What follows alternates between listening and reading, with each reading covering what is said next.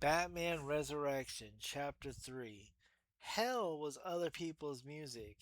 As dawn broke, hours after the botched Capra job, Lawrence maneuvered Gotham City streets on foot, serenaded by the peppy stereos of cabs passing by, their windows open. He couldn't respond in kind. He'd thrown the boombox away soon after escaping the theater. Batman's stunt had blown out its speakers. It was another in a long list of things Batman had destroyed. The good times were over. A clock on a bank read 6. I'm late. The big guy won't like it. He walked faster. Lawrence hadn't minded when the Joker was calling the shots. He'd been the best boss Lawrence had ever worked for. The clown had assembled a small army of toughs capable of just about anything, and while he occasionally killed one of his allies at random, Lawrence hadn't feared him. The Joker was living in his own movie. Someone had to provide the score. But the music had ended in Gotham Cathedral. The Joker had gone to his grave, and Lawrence to the hospital and then prison. And while he'd recently made it out again thanks to some fool forgetting to lock a van door during a transfer, Lawrence had found there was no going back to what was. Commissioner Gordon had announced that the cops had rounded up all of the Joker's men, and they nearly had. Those still outside were the dregs, cowards that had fled the parade or bailed earlier. And when they and when there were newbies, the kids and assorted weirdos that reporter Knox had so nervily disdained. Knox was a weakling, but he'd been right about that.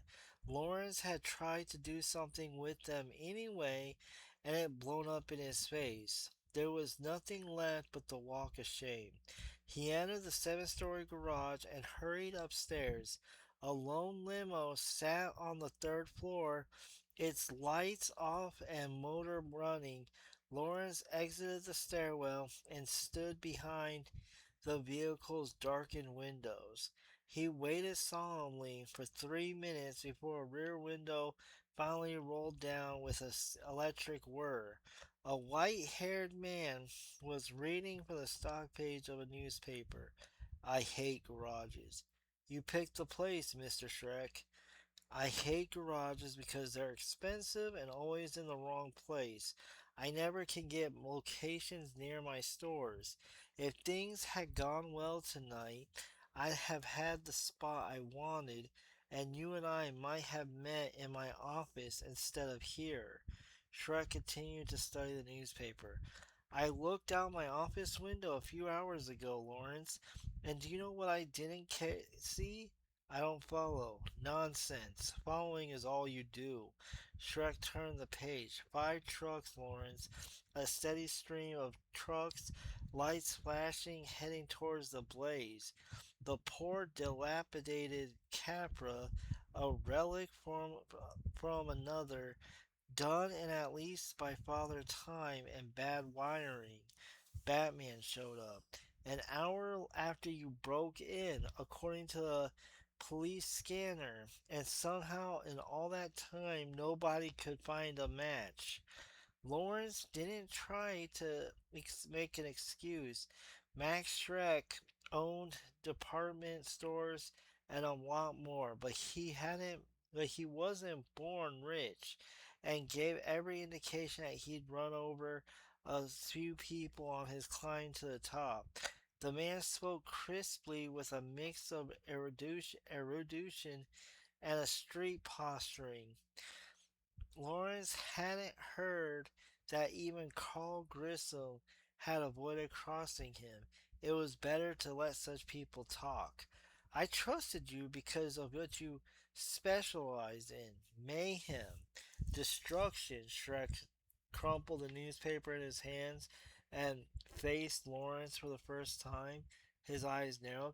Do you know what I specialize in? Selling toys? Power. Shrek nearly spat the word. Power is what I specialize in.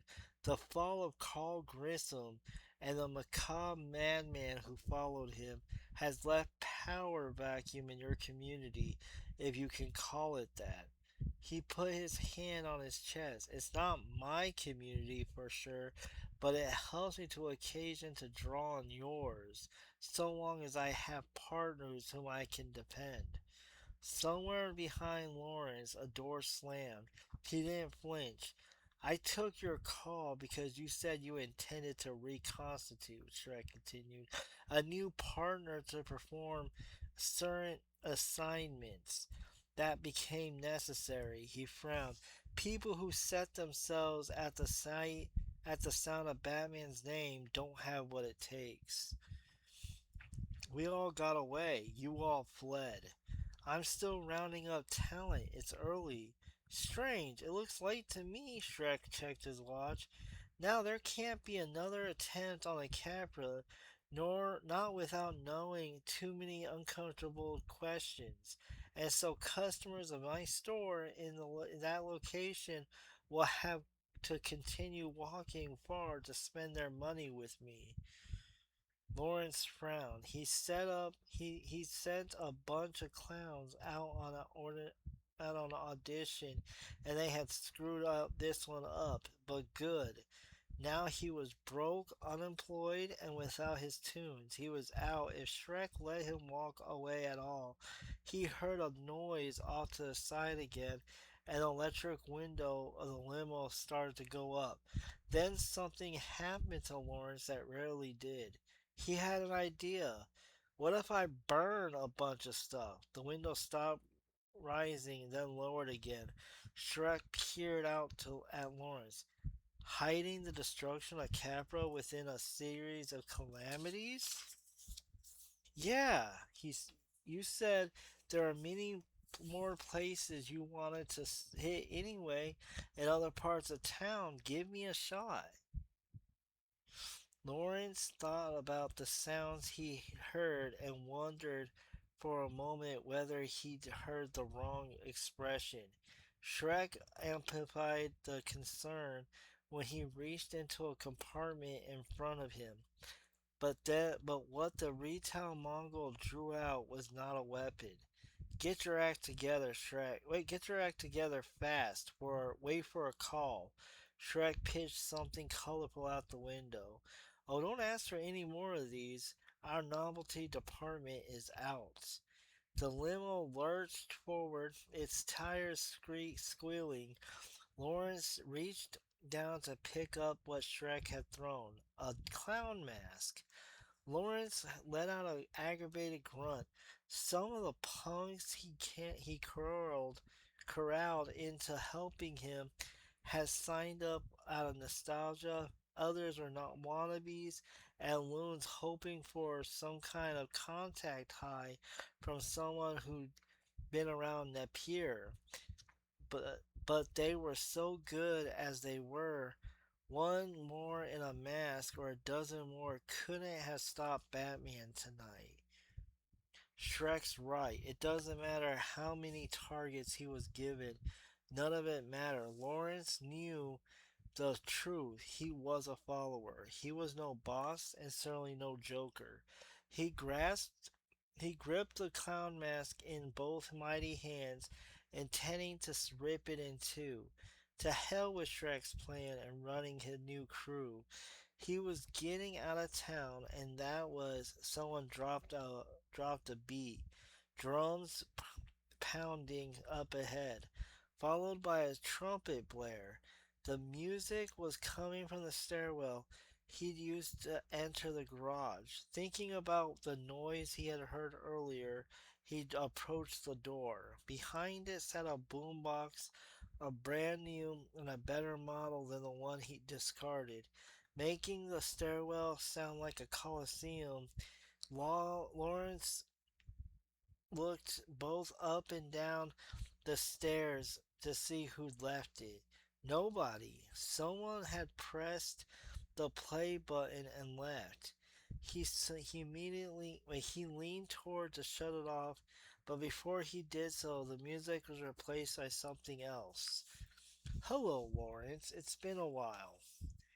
He didn't recognize the voice. The speaker was using some kind of mechanism to disguise it, but whoever recorded the message seemed to know him. That's right, my immense friend. We used to work together. I was the one who helped you get out of prison. What? Lawrence didn't know anyone had done that.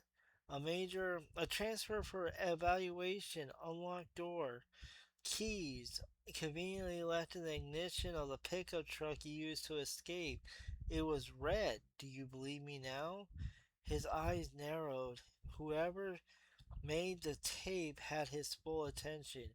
I've been watching you in the days since. Getting the old gang back together is a fine idea, and I want you to keep it. You're no leader and certainly no brain, but people respect a strong man. And if they think you're taking orders from someone smarter, you can make them do anything. Lawrence scowled. Who is this? Who racked his brain trying to remember anyone from his past? He couldn't be someone from his present. Shrek had just been here, but this didn't sound like him. The next words seemed to be confirming. I don't care who you do jobs for right now, millionaires or mobsters.